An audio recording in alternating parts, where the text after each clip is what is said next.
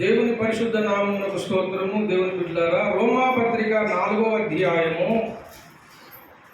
11వ వచనము మరియు సున్నతి లేని వారైనను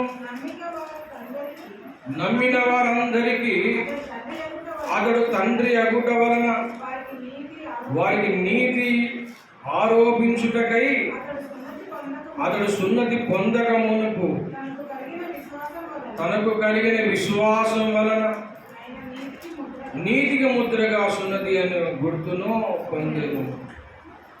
దేవుడి యొక్క మాటల్లో మన వినికిడిలో దీవించునుగా.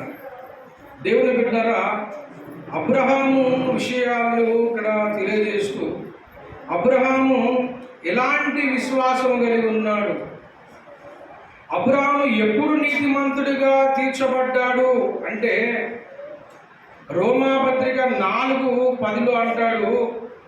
4:10 చెప్తున్నాడు, మంచిది అది ఏ స్థితి యందు ఎంచబడెను అని ప్రారంభిస్తున్నాడు. దేవుని బిడ్డలారా, సున్నతి విషయంలో అంటాడు మంచిది అది ఏ స్థితి యందు ఎంచబడెను అని చెప్పి, సున్నతి కలిగి ఉన్నప్పుడు కూడా ఉండినప్పుడా, సున్నతి లేనప్పుడా, సున్నతి కలిగి ఉండినప్పుడు కాదు, సున్నతి లేనప్పుడే అని చెప్పబడతా ఉంది. దేవుని బిడ్డలారా, అబ్రహాము ఎప్పుడు నీతిమంతుడిగా ఎంచబడ్డాడు అని చెబుతున్నాడు. ఎప్పుడు నీతిమంతుడిగా ఎంచబడ్డాడు అంటే సున్నతి పొందక మునిపే అబ్రహాము నీతిమంతుడిగా ఎంచబడ్డాడు. ఆదికాండము 15:6 చెప్పబడుతుంది. ఆదికాండము 15:6 అబ్రహాము దేవుని నమ్మెను గనక అది అతనికి నీతిగా ఎంచబడెను. 15:6 అతడు యెహోవాను నమ్మెను, ఆయన అది నీతిగా ఎంచబడెను అని చెప్తుంది. ఎప్పుడు నీతిమంతుడిగా ఎంచబడ్డాడంటే సున్నతి లేనప్పుడే, సున్నతి ఆచారం లేనప్పుడే. దేవుని బిడ్డలు కనుక సున్నతి ఎప్పుడు వచ్చింది? ఆదికాండం 17 చూడండి. 17:10 నాకు నీకు నీ తరువాత నీ సంతతికి మధ్య మీరు గైకొనవలసిన నా నిబంధన ఏదనగా మీలో ప్రతి మగవాడును సున్నతి పొందవలెను. మీరు మీ గోప్యాంగ చర్మమును సున్నతి పొందవలెను అని చెబుతున్నాడు. దేవుని బిడ్డలు, అది నాకు నీకు మధ్యనున్న నిబంధన సూచనగా ఉన్ను. 8 దినముల వయసు గలవాడు అనగా నీ ఇంట పుట్టినవాడైన నీ సంతానంలో కానీ అన్ని వెండితో కొనబడిన వాడైనను మీ తరములలో ప్రతి మగవాడు మీలో సున్నతి పొందవలెను.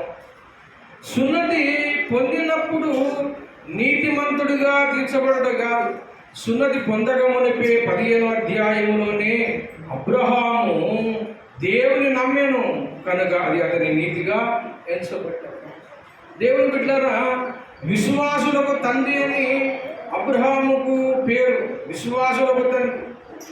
రోమాపత్రిక 4:16 ఏం చెప్పబడుతూ ఉంది చూడండి. రోమాపత్రిక 4:16 దయచేసి చూసినట్లయితే, రోమాపత్రిక 4:16 ఈ హేతువు చేత ఆ వాగ్దానము యవ సంతతి కనుక ధర్మశాస్త్రము గల వారికి మాత్రము గాక అబ్రహాము ఉన్నట్టి విశ్వాసం గల వారికి కూడా. దేవుని బిడ్డ ఎవరు నీతిమంతులుగా ఎంచబడతారో తెలుసా? బాగా వినండి. అబ్రహాము ఎప్పుడు నీతిమంతుడిగా ఎంచబడ్డాడు అంటే సున్నతి పొందినప్పుడు కాదు, సున్నతి పొందక మునిపే దేవుడు అబ్రహామును నీతిమంతుడిగా పిలిచాడు. దేవుడు ముందుగానే పిలిచాడు కనుక ఇప్పుడు యూదులు సున్నతి చేసుకుంటారు, అన్యులకు సున్నతి ఆచారం లేదు. అయితే ఎవరైతే మరి యూదులలో కలుస్తున్నారో, యెహోవాను ఆరాధిస్తారో వారు ఏం చేయాలి అంటే యూదా మతము స్వీకరించేటప్పుడు వారు డబ్బులిచ్చి ఒక యూద ఆచారములోనికి మరి యెహోవాను నమ్ముకుంటారు అన్యులు. అప్పుడు మరి నమ్ముతున్నప్పుడు వాళ్ళు డబ్బులు ఇచ్చి, వెండో బంగారం ఇచ్చి యెహోవాను ఆరాధిస్తారు. అందుకే అన్నాడు ఆదికాండము 17లో అంటాడు, యూదులైనను అన్యులైనను వెండితో కొనబడిన అన్యులైనను వారందరూ కూడా 8వ దినమున సున్నతి చేయించుకోవాలన్నాడు. కనుక దేవుని బిడ్డల సున్నతి అనే ఆచారం ఉంది. కానీ ఈ సున్నతి ఆచారము లేక మునిపే, సున్నతి నిబంధన దేవుడు చేయక మునిపే ఆదికాండం 15లో 5లో 6లో అంటాడు, యెహోవాను అబ్రహాము యెహోవాను నమ్మెను, అది అతనికి నీతిగా ఎంచబడ్డది. ఇప్పుడు ఒక మాట చెబుతున్నాను, అబ్రహాము దేవుని నమ్మడం వలన నీతిమంతుడిగా తీర్చబడ్డాడా, సున్నతి పొందడం వలన నీతిమంతుడిగా తీర్చబడ్డాడా అంటే సున్నతి పొందడం వలన కాదు, సున్నతి పొందక మునిపే అబ్రహాము దేవుని నమ్మెను గనక నీతిమంతుడిగా తీర్చబడ్డాడు. అబ్రహాం ఎప్పుడు నీతిమంతుడిగా తీర్చబడ్డాడు అంటే సున్నతి పొందక మునిపే. ఎలా తీర్చబడ్డాడు నీతిమంతుడిగా అంటే అబ్రహాము దేవుని నమ్మాడు, విశ్వసించాడు.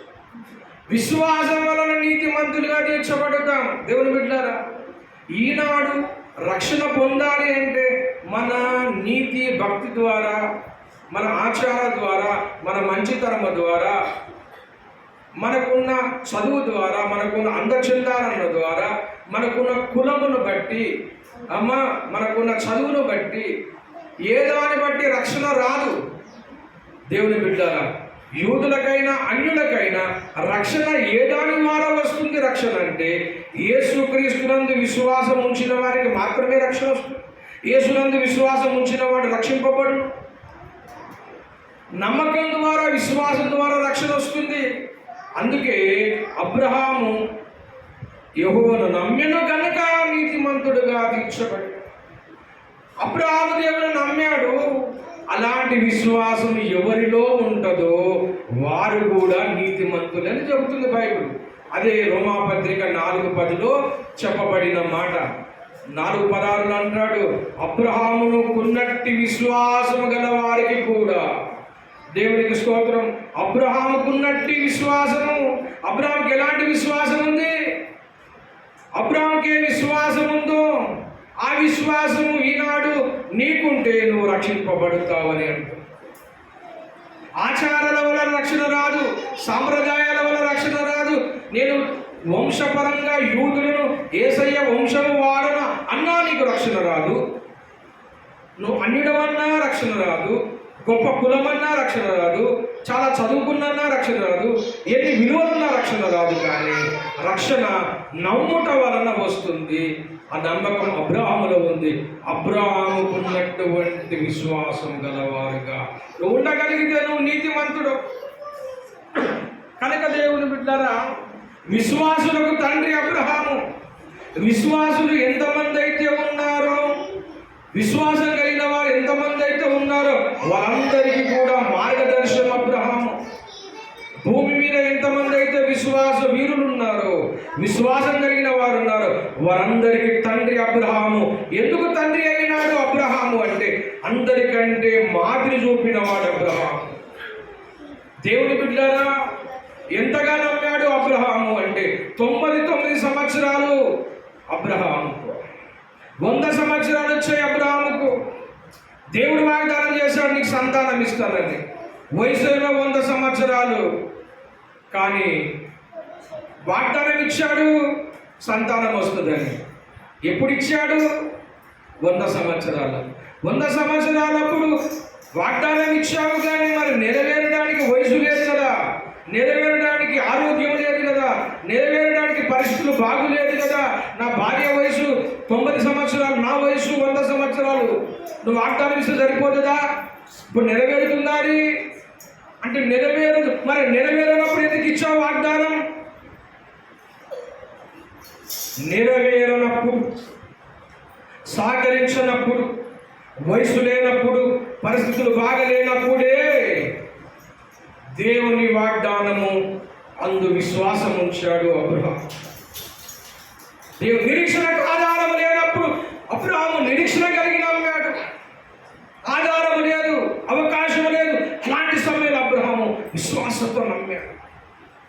దేవుని బిడ్డలారా, విశ్వాసులకు తండ్రి ఎలాగయ్యాడు అబ్రహాము అంటే అద్భుతాలు చేసే విశ్వాసము అబ్రహాము.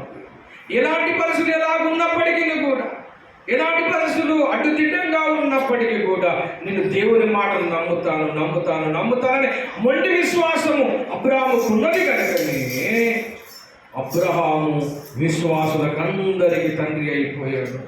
దేవుని బిడ్డలారా, ఈనాడు విశ్వాసులకు తండ్రి అన్నాడు. నువ్వు విశ్వాసివా?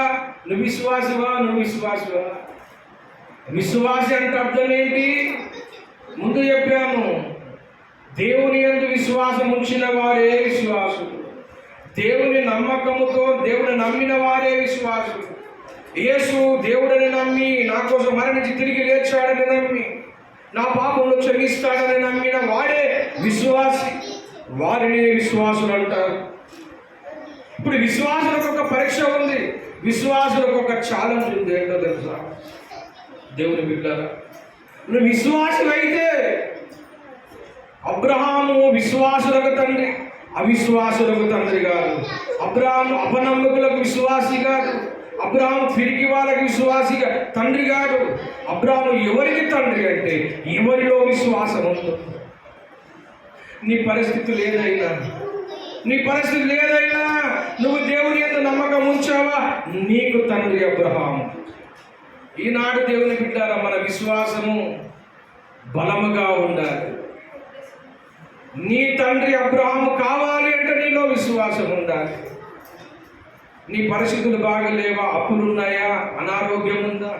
ఎలాంటి పరిస్థితి ఉన్నా అబ్రహాము వంటి విశ్వాసం నీకుంటే నీ తండ్రి అబ్రహామే. దేవునికి స్తోత్రం కలుగుతున్నా. హల్లెలూయా.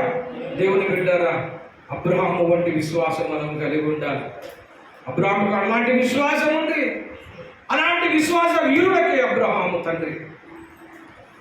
నువ్వు విశ్వాసివైతే నువ్వు విశ్వాసం ఉంటే దేవుని బిడ్డలారా, నిజంగా దేవుడు మన జీవితంలో అద్భుతాలు చేస్తాడు.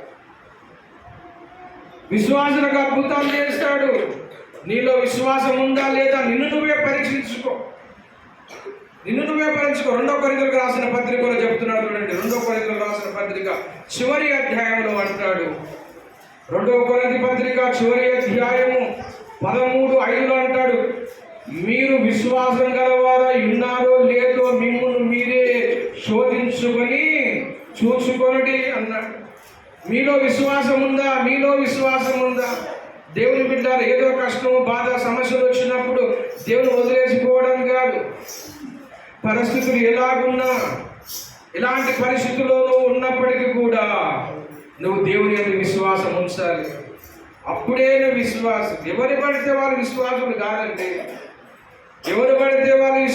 కాదు.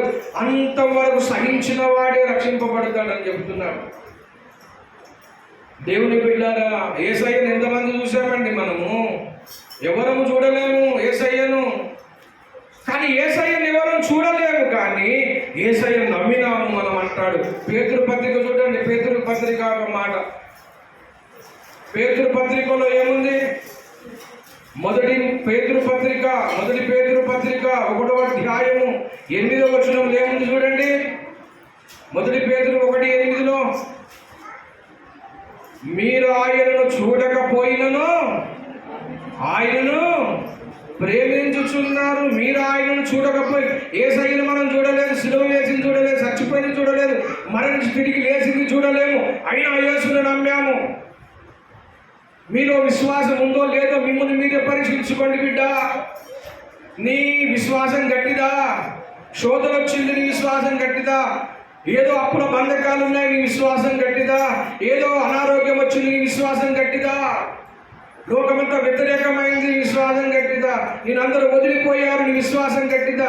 నీ విశ్వాసం గలవాడివా లేదో నిన్ను నువ్వే పరీక్షించుకో.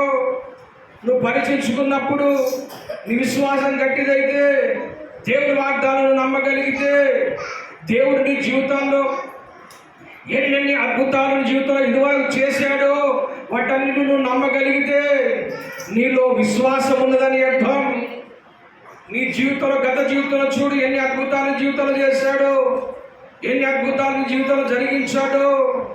అవన్నీ కూడా నువ్వు ధ్యానించగలిగితే, అవును ప్రభువా ఎన్నో అద్భుతాలు చేశావు, నేను చూశాను, అనుభవించానయ్యా, ఎన్నో మేలు చేశావు, నేను నమ్మాను కాబట్టే, నీకు ప్రార్థన చేశాను కాబట్టే నా కుటుంబములో, నా బ్రతుకులో ఇన్ని అద్భుతాలు జరిగాయి యేసయ్యా అని నీ ఆత్మసాక్షిని చెప్పగలిగితే, నీ మనస్సాక్షిని చెప్పగలిగితే నీలో విశ్వాసం ఉన్నదని అర్థం. నీలో విశ్వాసం ఉంది బిడ్డ. మీలో విశ్వాసం ఉన్నదో లేదో మిమ్మల్ని మీరే పరీక్షించుకోండి. నీలో విశ్వాసం ఉందా లేదా నిన్ను నువ్వే పరీక్షించుకో. ఎలా తెలుస్తుంది విశ్వాసం ఉందో లేదో? ఎలా తెలుస్తుందో తెలుసుకోవాలంటే నీ గత జీవితంలో దేవుడు నీకు ఎన్ని అద్భుతాలు చేశాడు అవన్నీ ధ్యానించుకో. అవి తెలుసుకున్నప్పుడు నీకు అర్థమవుతుంది దేవుడు నీలో ఉన్నాడని. నీలో ఉన్నాడని అర్థమవుతుంది దేవుని బిడ్డ. విశ్వాసులకు తండ్రి అయినా అవిశ్వాసులకు కాదు. విశ్వాసులు అనగా నమ్మేవారని అర్థం, యేసుని వెంబడించేవారని అర్థం, యేసుని విడిచిపెట్టేవారు కాదని అర్థం.